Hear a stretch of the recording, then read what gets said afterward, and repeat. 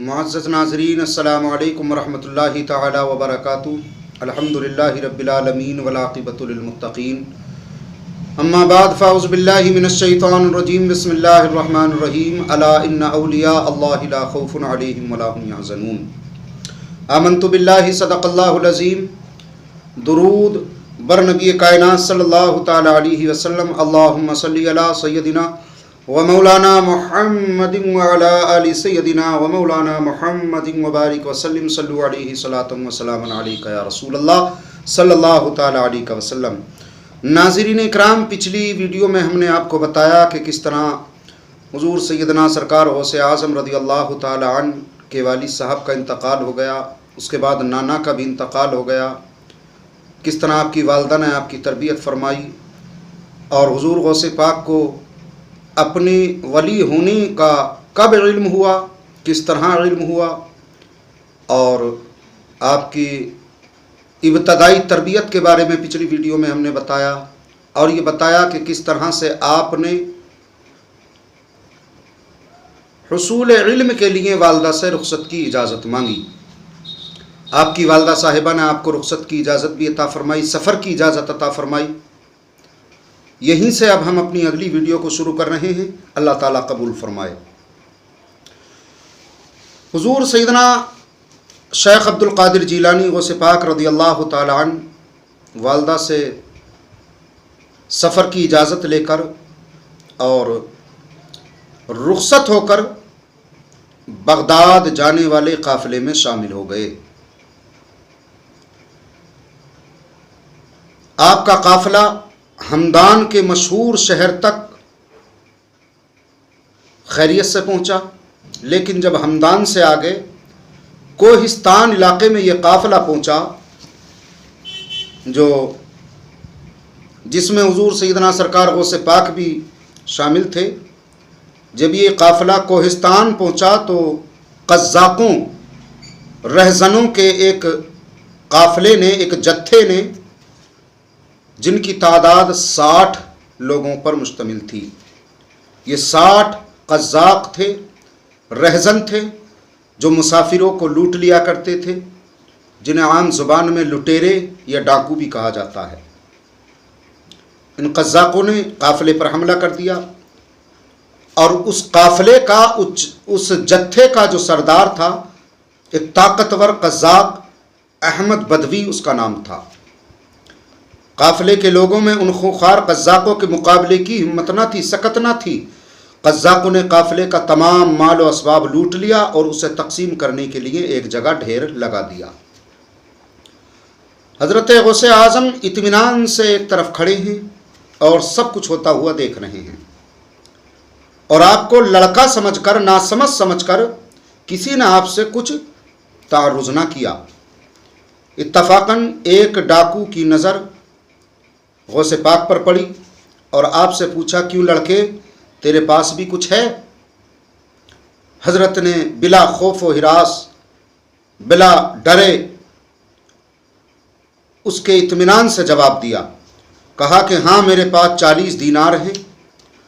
ڈاکو کو آپ کی بات پر یقین نہ آیا اور وہ آپ پر ایک نگاہ ڈالتا ہوا آگے بڑھ گیا، چلا گیا۔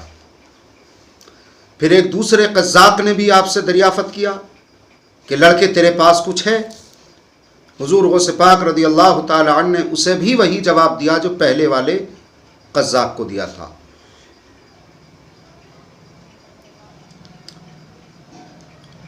اس قزاق نے بھی آپ کی بات کو ہنسی میں اڑا دیا اور اپنے سردار کے پاس چلا گیا۔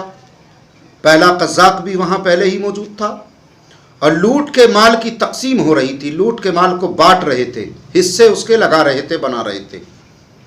ان دونوں قزاقوں نے سرسری طور پر اس لڑکے کا واقعہ اپنے سردار کو سنایا، بتایا کہ ایک لڑکا ہے، وہ سامنے جو لڑکا کھڑا ہے، لیکن کم عمر ہے، ناسمجھ بھی ہے، اور وہ کہتا تو ہے کہ اس کے پاس 40 دینار ہیں، لیکن ہمیں اس کی بات پر یقین نہیں ہے، ہمیں اس کی بات پر بھروسہ نہیں ہے، ہمیں لگتا ہے کہ بس وہ یوں ہی کہہ رہا ہے۔ سردار نے کہا کہ اس لڑکے کو میرے سامنے لے کر آؤ۔ دونوں ڈاکو بھاگتے ہوئے گئے اور سیدنا غوث اعظم رضی اللہ تعالیٰ عنہ کو پکڑ کر سردار کے سامنے پیش کر دیا۔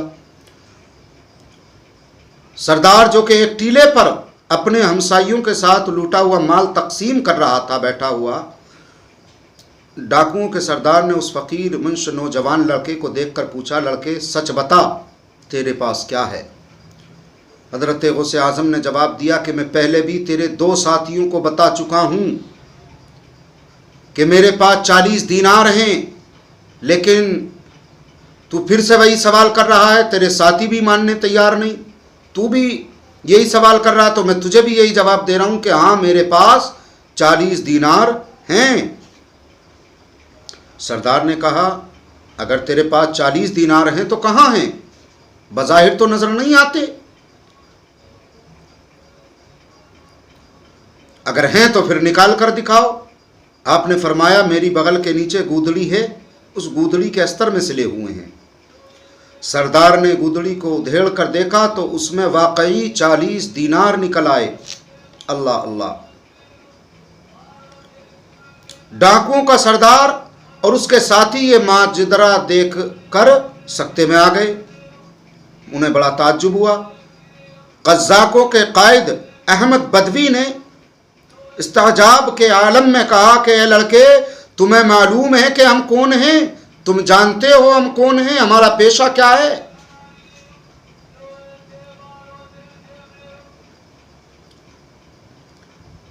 اگر نہیں معلوم تو سنو، ہم ڈاکو ہیں، رہزن ہیں، قزاق ہیں، ہمارا کام قافلوں کو لوٹنا ہے، ان کے مال کو ہم لوٹ لیتے ہیں، انہیں نقصان پہنچاتے ہیں، تکلیف دیتے ہیں۔ کیا تم اس بات سے باخبر نہیں ہو جو اتنی آسانی سے تم نے ہمیں اپنا مال دے دیا، اتنی آسانی سے ہمیں بتا دیا؟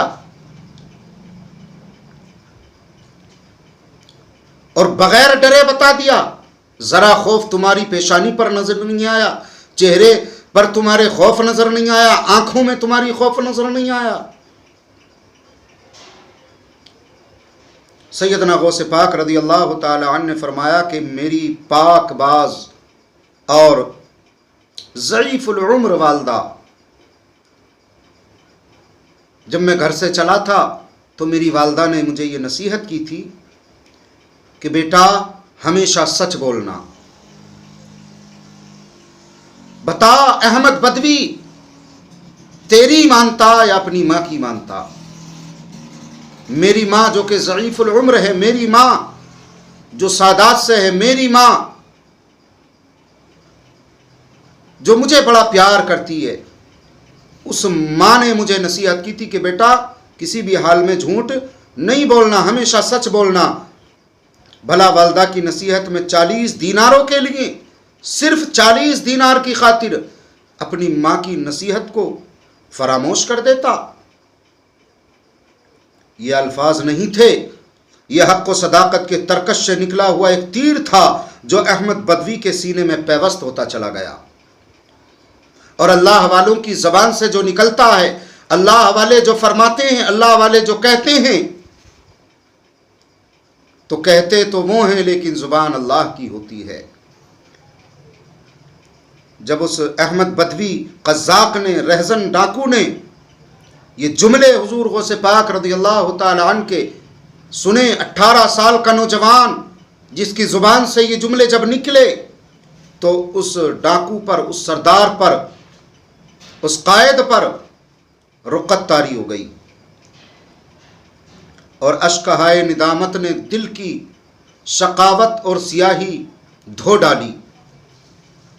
روتے ہوئے کہنے لگا، آہ اے بچے، تم نے اپنی ماں کے عہد کا اتنا پاس رکھا، اپنی ماں کی نصیحت کا اتنا پاس رکھا، اپنی ماں کے کہنے کو تم نے اتنا خیال کیا، حیف ہے مجھ پر، لعنت ہے مجھ پر کہ اتنے سالوں سے اپنے خالق و مالک کا میں عہد توڑتا چلا آ رہا ہوں۔ یہ کہہ کر اتنا رویا کہ کھگی بند گئی۔ پھر بے اختیار سیدنا غوث اعظم رضی اللہ تعالی عنہ کے قدموں پر گر پڑا اور رہزنی کے پیشے سے توبہ کی۔ یعنی اس کا جو کام تھا ڈاکو डाकुओं का जो काम था रहजनी करना, लोगों पर जुल्म करना, उनके माल को लूटना, असबाब को लूटना, काफिलों को लूटना, उस काम से उसने तौबा की। उसके साथियों ने जब ये माजरा देखा तो उनके दिल भी पिघल गए और सब ने अपने सरदार से कहा कि सरदार, तू रहजनी में हमारा कायद था, तू लूट मार में हमारा सरदार था, हर वक्त हमने तुझे अपना सरदार माना है, आज तू तौबा कर रहा है तो तौबा में भी तू हमारा सरदार रहेगा, तौबा में भी तू हमारा कायद रहेगा। गर्ज ये कि उन सब ने भी सैयदना गौसे पाक रज़ी अल्लाह ताला अन्हु के हाथ पर तौबा की और लूटा हुआ तमाम माल काफिले वालों को वापस कर दिया।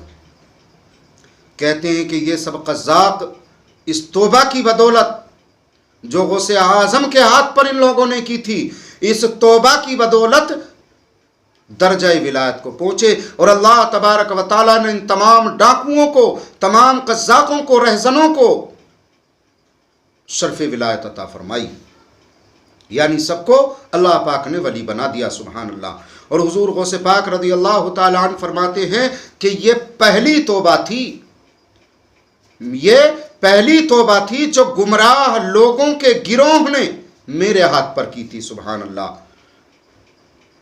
ये अल्लाह के वली होते हैं कि लोग जब इनसे मिलते हैं तो लोगों के अकायद बदल जाते हैं। ये अल्लाह वाले होते हैं कि जो लोग इनसे वाबस्ता हो जाते हैं, इनसे निस्बतें पा जाते हैं, अल्लाह तबारक व तआला उन्हें दुनिया में भी मुमताज़ फरमा देता है और इंशाअल्लाह अल्लाह पाक उन लोगों को हश्र में भी मुमताज़ फरमाएगा।